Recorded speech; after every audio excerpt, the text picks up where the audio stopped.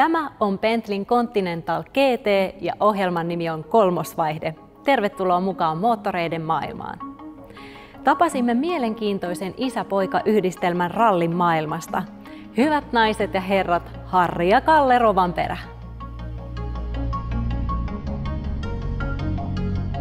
Ihan hyvä kuuluu ja hyvin on saanut pysyä motosportin parissa ja seurata tietenkin pojan edesottamuksia ja muuta. Ei semmoisia hiljaisia jaksoja ilman rallia oikeastaan ollut.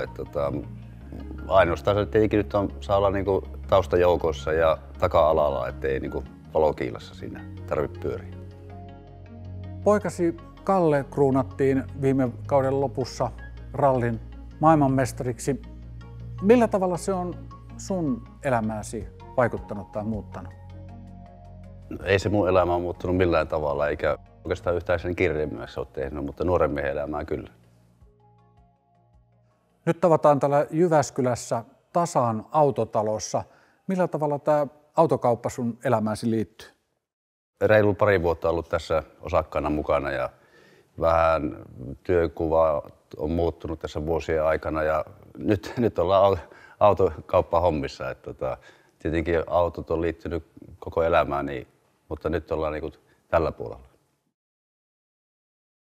Peukeyttäjä meidän on niin kuin se vahvin tuote tällä hetkellä ja Suzuki menee hyvin ja Isuzuilta lava-autot. Jos vielä vähän kelataan C-kasettia alkuunpäin ja muistellaan sun ralliuraa. Siellä oli monta tehdastiimiä, missä työskentelit ja niin kuin mainitsit tuossa tuon Peukeutin, mutta millaisia muistoja sulla on yhteistyöstä espanjalaisen Seatin kanssa?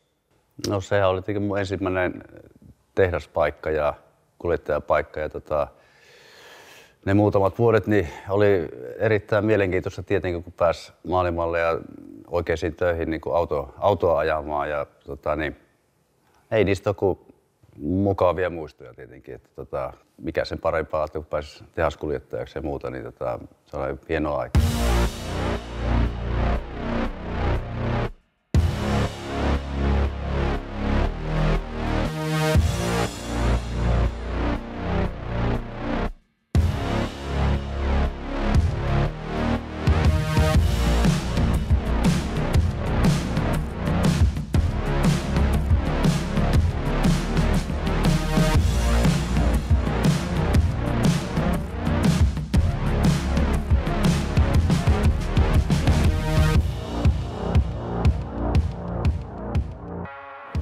Tänään on julkaistu Jyväskylän MM-rallin uusi reitti. Millaisia ajatuksia se sinussa herättää?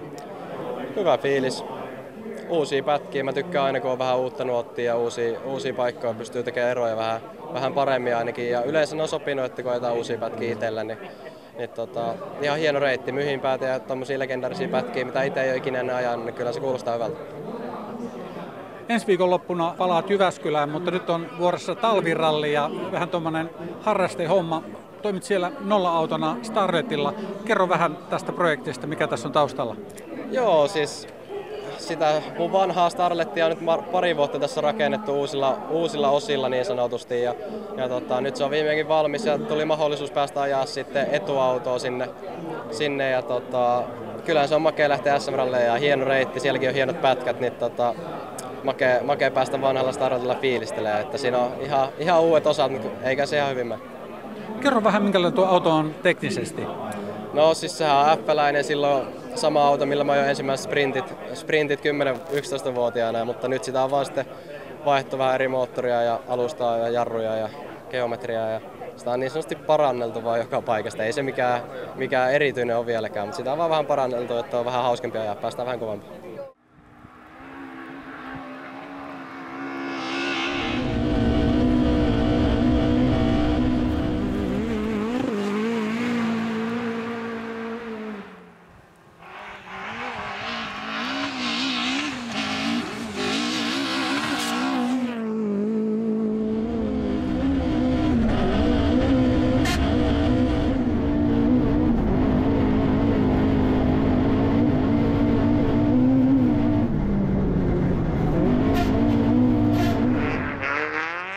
Hyvät fiilikset. ihan hauska pyöritys oli ja ihan älyttömästi tullut tänään porukkaa katsoa, mikä on aina siisteintä tämmöisessä yleispyörityksessä. Aika liukasta oli tuossa jäädytetyllä radalla, mutta ihan hauska. Minkälainen hyppäys Ralli 1 autostaan tämmöiseen perinteiseen takavetoseen Toyotaan? No eihän sitä hirveästi voisi verrata, että eihän tossa hirveästi mitään samaa ole, mutta kyllä näilläkin aika kovaa pääsee, kun vaan tarpeeksi yrittää. Et huomenna kun päästään mettään, niin totta kai yritetään nautiskella päivästä ja ajaa kovaa, niin sit se on aina hauskaa. Sä oot tänään tai itse asiassa hiljattain julkaissut tämmöisen oman fanivaatekokoelman KR69. Avaa vähän tätä kokonaisuutta. No joo, se on periaatteessa vaan uudistunut, että nyt meillä on tietenkin pari vuotta ollut jo fanituotteet myynnissä ja nyt mun brändi vähän uudistui, KR69 fanituotteet on täälläkin myynnissä tänä viikonloppuna ja tietenkin nettikaupassa, että julkaistiin uudet tuotteet ja taas vähän kehitettiin uuteen suuntaan.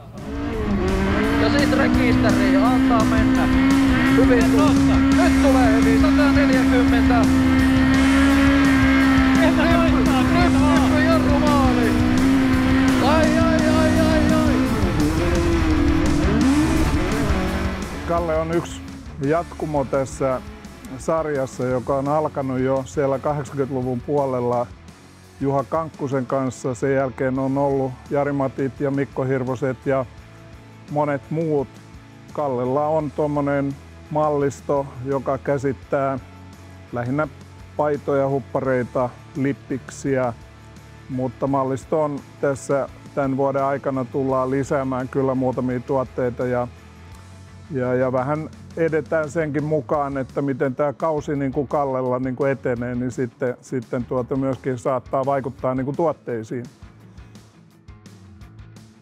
Me suomalaiset ollaan moottoriurheiluhullua kansaa ja rallikansaa, mutta kiinnostaako Kalle Rovanperä tuotteet myös kansainvälisesti?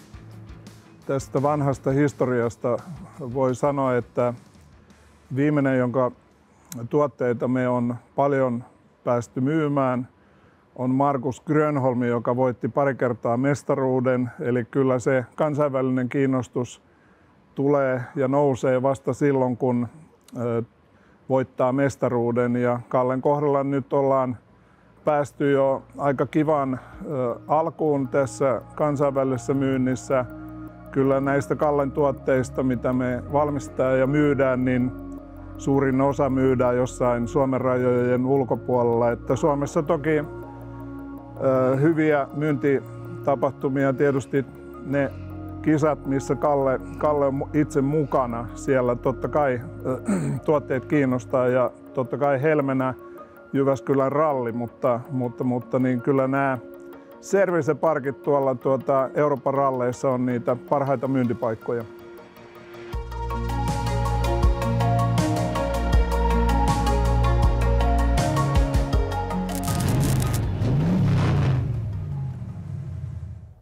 Erno Kostamo on yksi valtakunnan kovimpia ratamoottoripyöräilijöitä.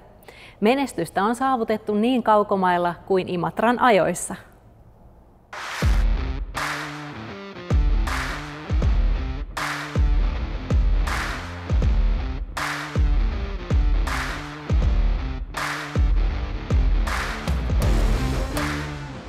Seitsemän osakilpailua on näillä ajatuksilla kaavailtu kilpailukauteen ja aloitetaan tuolta Northwest 200 kilpailusta Irlannista, suuri katurata-kilpailu, yli 200 000 ihmistä siellä seuraamassa, että se on aikamoinen karkelot siellä ja sen jälkeen sitten kauden päätavoite oikeastaan ja siis onkin iso legendaarinen kilpailu Mansaaren ajot sitten touko-kesäkuun vaihteessa, että mennään suoraan Northwestistä sinne Mansaarelle ja sen jälkeen sitten kotikilpailut Imatra Suomessa ja siellä lähdetään 3 voittoa sitten puolustamaan ja sen jälkeen on sitten valikoituja kilpailuja Euroopassa katuratapuolella ja sitten Macau GP ja siellä taas se voiton jälkeen mennään sinne uudelleen marraskuun lopulla, että tässä on niin kuin tämän kauden suunnitelmat.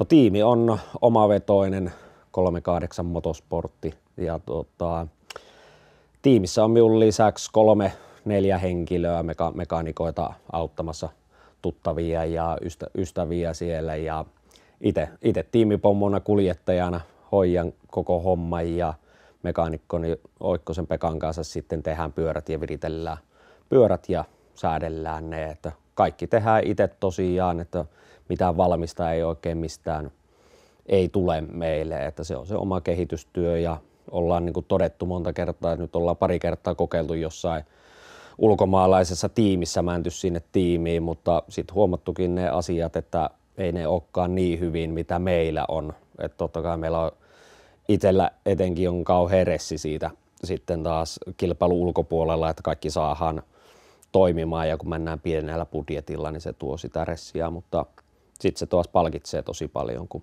sitten tulee niitä voittoja ja onnistumisia, että on pystytty itse hoitamaan ja kamppailemaan tehastiimien ja isojen tiimien seassa.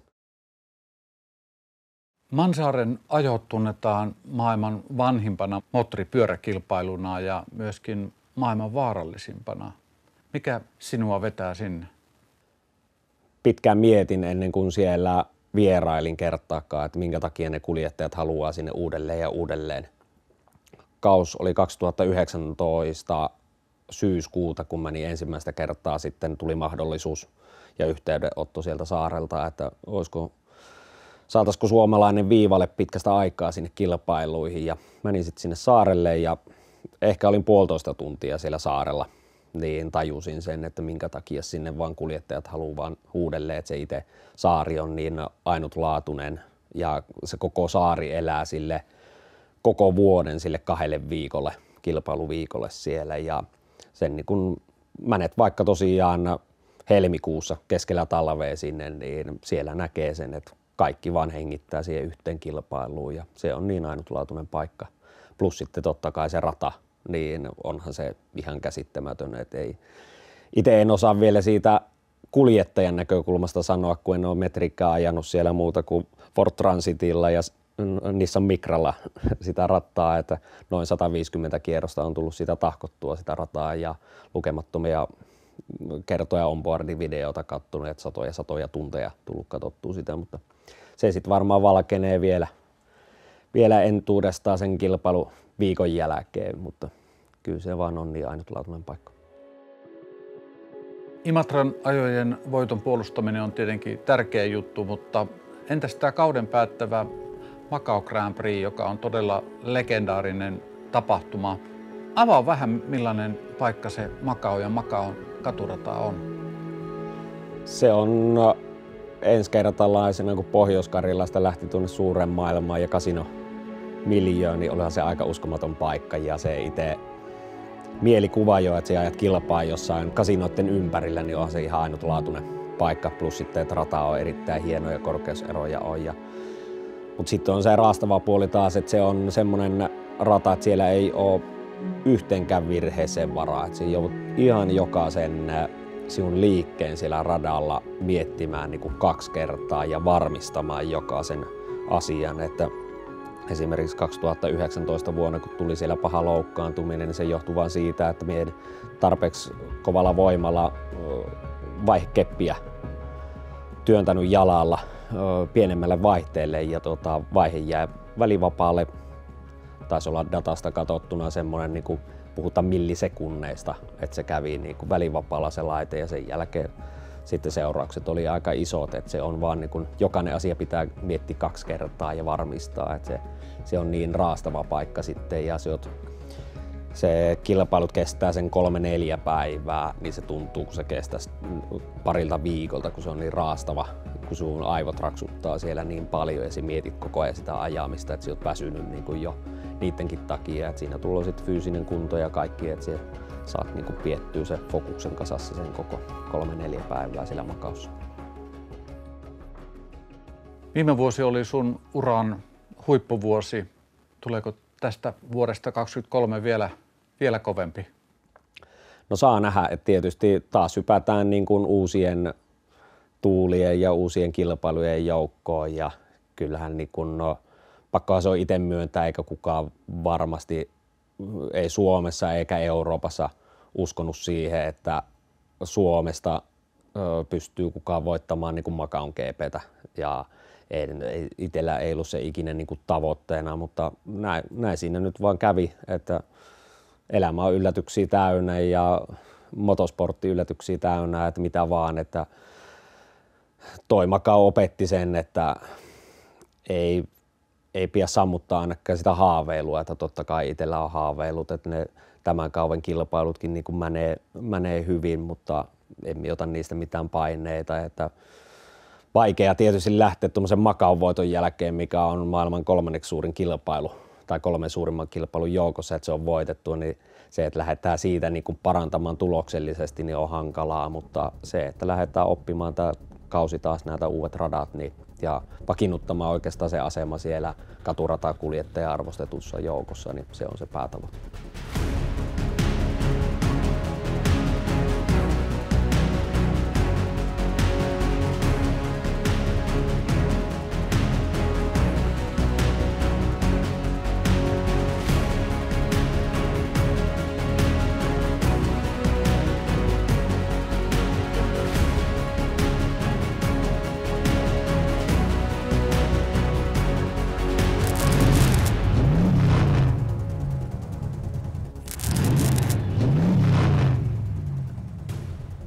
Kolmosvaihde Goes Latvia.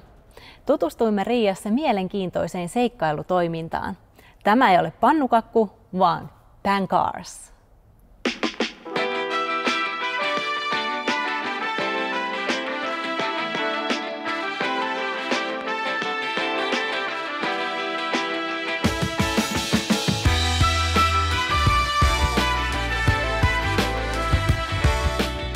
What is Pancars? It's my baby.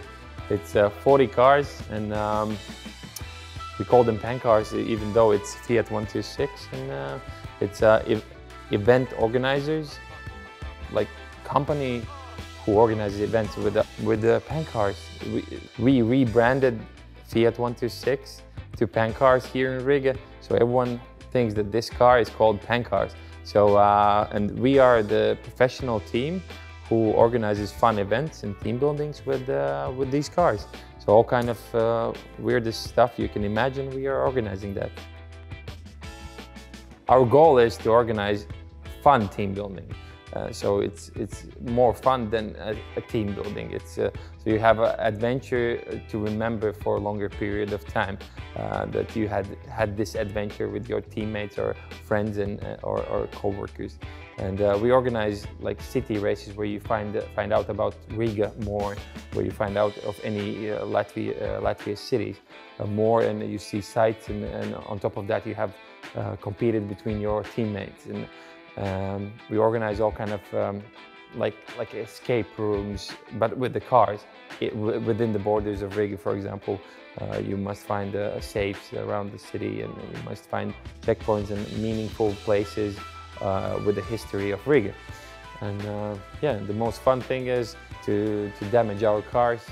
The most bought locally adventure with us is our off-road experience, which is funny because these cars are the smallest city cars ever, and even though they're small and nothing prepared or built for off-roads, they go through the off-roads quite well, and therefore it's so much fun when you don't think it's gonna happen, but then you drive through the off-roads and you're like, oh, this car goes here, and this is the most fun thing for people, to damage our cars and go through the mud, water, and experience this all. You are using Fiat 126, really small cars. Why these cars? That was accident. That was 12 years ago I started this, and that was just from my own experience, from my adventure. I did a Euro trip with my wife, and it was so much fun. A lot of breakdowns, a lot of weird accidents, a lot of smiley people, a lot of helpful hands from all around the Europe, and it was so much emotions that it felt like this is the car. And this is the emotions that I want to give to people. So it started not just as an organizer, it started just a simple rental of the cars, and it kind of grew up to event organizing only. What is the feedback you are getting from the customers? Main feedback is that they couldn't believe that they are so reliable. Most of the people think that they will break down in the first 100 meters. but they're reliable and they can handle a lot of effort in trying to damage the car technically. And the feedback is always, I'm not lying, if you Google us, you would see only good reviews. In 12 years, we haven't had a customer who's unhappy about the experience. They can come here and they would say, oh, I'm gonna drive with this shit car, but when they come back from the experience they had driving and competing, and they come back and they say that like thank you so much, this is the most awesome thing I did in my life. So this is the feedback we get on daily basis. Might be because we love what we do here, and we make sure every single customer is taken care of, and every single small detail is thought through, and yeah. So.